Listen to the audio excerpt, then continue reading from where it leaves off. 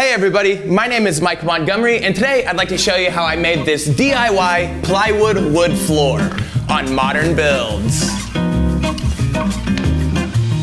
I'm going to be using 1/2-inch birch plywood to make my floors, and if you're curious why I'm using plywood, make sure and stick around until the end of the video where I'll be explaining that.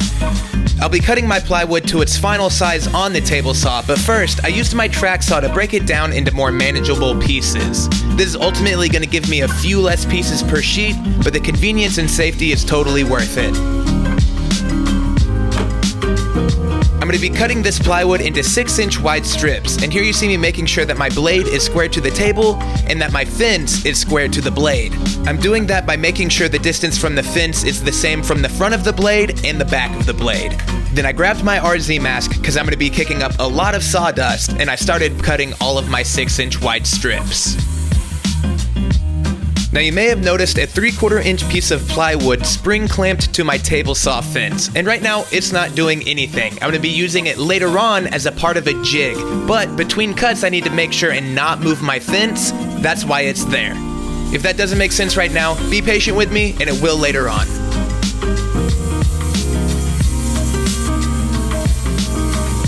After I had all of my strips cut, I grabbed the miter gauge from my table saw, and as you can see there are positive stops at common angles. And here you see me using a wood shim to disengage that. Instead of relying on those positive stops, I'm going to be using a digital angle finder that's far more accurate.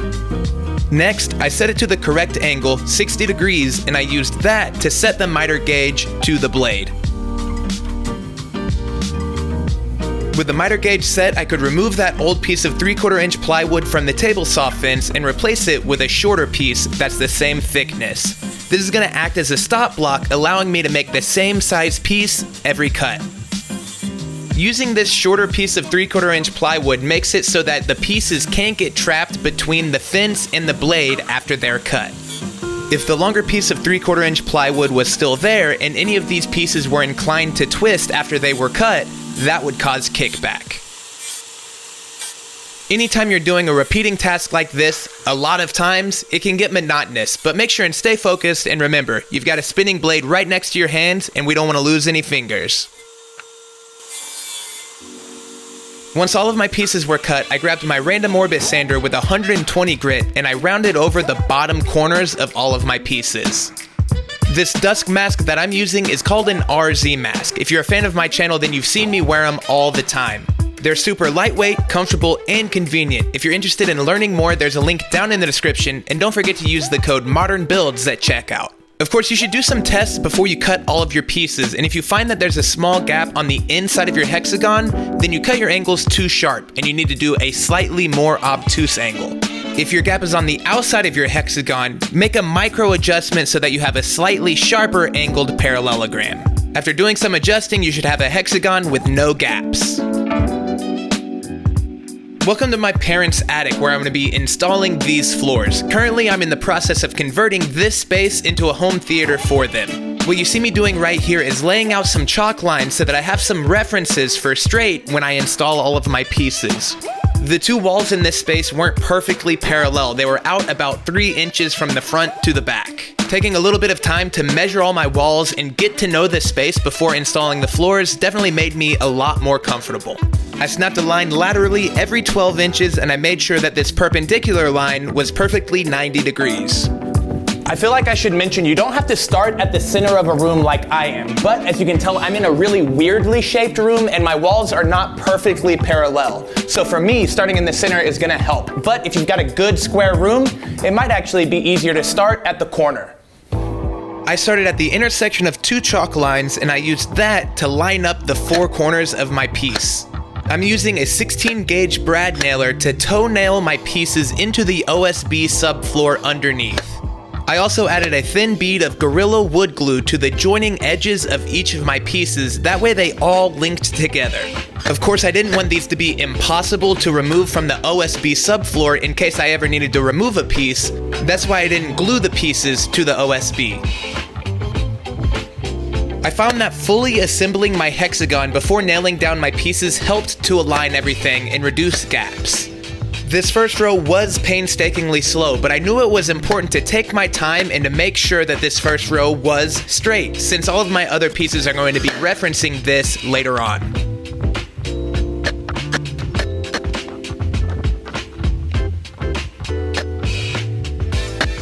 Projects like this are great for me to catch up on my favorite podcasts. If you also like to listen, you should check out my podcast, the Modern Maker Podcast. How many times did I say podcast? As I ran my pieces, I always kept a chisel with me to clean up the OSB subfloor before installing any of my pieces. Even though I did a broad clean and vacuumed the OSB before installing the floors, I did miss a few things, and occasionally the OSB itself needed to be chiseled down a little bit for the pieces to sit flat. As I approached the wall, I decided just to complete all of the solid hexagons and save all of the small fittings for later on. At this point in the day, I was very happy to have this first row established. Everything started moving really quickly from here. With that first row installed, all I needed to do was put my new pieces in place, double check that there weren't any gaps, and toenail those pieces in. The one big piece of advice that I'd like to give is to make sure and check the grain orientation of each of your pieces before nailing them in. Like y'all know, this is a repeating pattern, but it's also a seamless pattern. That means that there's really no start and end, it's just a bunch of hexagons that go on forever. This makes it easy to sort of get lost. In fact, I caught myself a couple times almost installing a piece the wrong orientation, so just be conscious while you're doing this. Really quickly, while I install the rest of those flooring pieces, I'd like to give a big thanks to this video's sponsor, Squarespace. Let's be honest, whether you're doing something creative or building a business, you're gonna need a website. Whether that's for a portfolio to show off your work or a landing page to bring people in, Squarespace has a huge library of built-in designer templates that look incredible right out of the box. That means you need zero website building experience. All you have to be able to do is move and fill text and image blocks to create a one-of-a-kind site. And from there, Squarespace has the tools to create a website that's as creative or robust as you would like. My favorite part about Squarespace, by far, is that they let you try before you buy. That's right, if you follow the link down in the description, squarespace.com/modernbuilds, you can build out an entire Squarespace website before entering any of your credit card info. That's just how confident Squarespace is in their product. Once it is time to sign up though, make sure and use the code MODERNBUILDS at checkout for 10% off your first site. I was a Squarespace user long before they were a sponsor of Modern Builds, and I couldn't be more happy or proud to recommend them to you all. Now back to the build. Here you see me at the table saw cutting some pieces to fill in around the walls and at the edges of my floors. Like I mentioned, I decided to do this all at once. I figured since I'd be running up and down the stairs from the attic to the garage, it would be a little bit more convenient to just do it all at once. The great thing about floors and construction at large is that there's always a trim piece going in to hide your mistakes. That means that none of these filler pieces have to be incredibly precise. It's just important to make sure that there's no gaps between the existing pieces. In my main attic renovation video, which will be linked in the description, I will go into detail about how I did all of the trim and the borders, so make sure and check that out if you're curious. Now, I bought and tried every different brand wood filler that I could for this project, and I found that DAP plastic wood in a tube is the best color match for this birch plywood I had.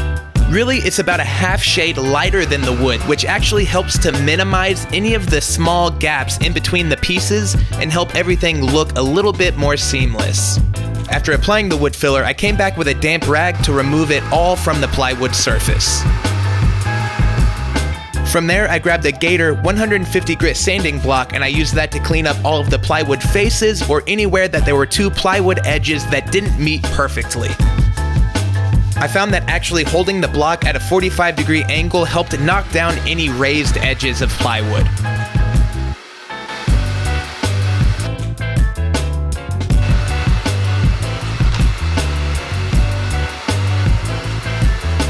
To finish the floors, I'm going to be using a Varathane water-based polyurethane, and I'm going to be applying 4 thick coats. I'm going to be applying it with this giant sponge thing that's actually marketed for decks and fences. Typically for furniture projects, I use a foam brush for applying water-based polyurethane, and I figured this was going to give me the closest results with a large form factor. Now before anybody says it, I know that Varathane makes a water-based floor finish, but they didn't carry it at my local Home Depot, and I was not about to use an oil-based finish on these floors. You can see that even with this water-based finish, the floors get so much richer and deeper, and I didn't want them to amber, which oil-based finishes can cause maple and birch to do. But I'll be sure to leave that water-based floor finish linked in the description if you're interested.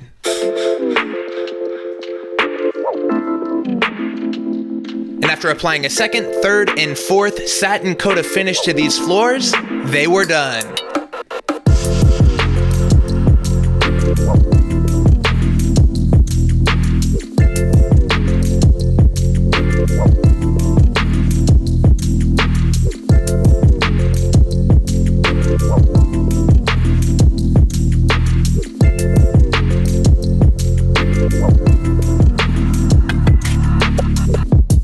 So I really do hope you enjoyed this video. These floors took a lot of time, I'm not gonna lie. It was probably about 80 hours of work. But as you can tell by this face, it was totally worth it. I think it's so amazing how you can take one single shape, replicate it a ton of times, and have such a cool, seamless pattern. Now I'm gonna go ahead and get ahead of the comments and answer why did I do plywood instead of solid wood? And the reason for that is expansion and contraction. As heat and humidity changes, wood has a tendency to either expand or contract respectively. This isn't a huge problem with traditional solid wood flooring because they have an overlapping joint on their edges that causes them to lock together and not be able to do that. That overlap also makes it to where there's no gap between the boards because they're on top of each other. Now this may be old news to some of you guys, new news to others, but plywood is stable. That means it doesn't expand and contract with the grain because the plies alternate grain orientation. Of course, a plywood board can bend or warp. I think that's happened to everybody, but it won't expand and contract. And since this is such a low traffic area, I'm not too concerned with the veneer having any difficulty staying intact. And if there ever is by chance a problem, I can always come back to my parents' attic where I installed this, cut that piece out, and install a new one. I've got about 20 pieces left over. I think it'd be silly to say there's no way something could go wrong, but if there ever is something that does, I'll be sure to update with a video to let you guys know. If you're new to my channel, I would welcome you to subscribe down below. That way you can stay updated every time I post new videos. The next video I'll be releasing is this entire attic to home theater renovation that I mentioned earlier, so make sure to hit that notification bell if you're really interested in that project. If you have any questions or you want to get a hold of me, you can do that down below in the comments, or you can hit me up really quick with a DM on Instagram. I'm really easy to reach there. Links for all the tools and supplies that I use for this project will be down in the description, along with the link to the written article. Thank you guys for watching. I appreciate it greatly, and we'll see you next time on Modern Builds. Bye, everybody.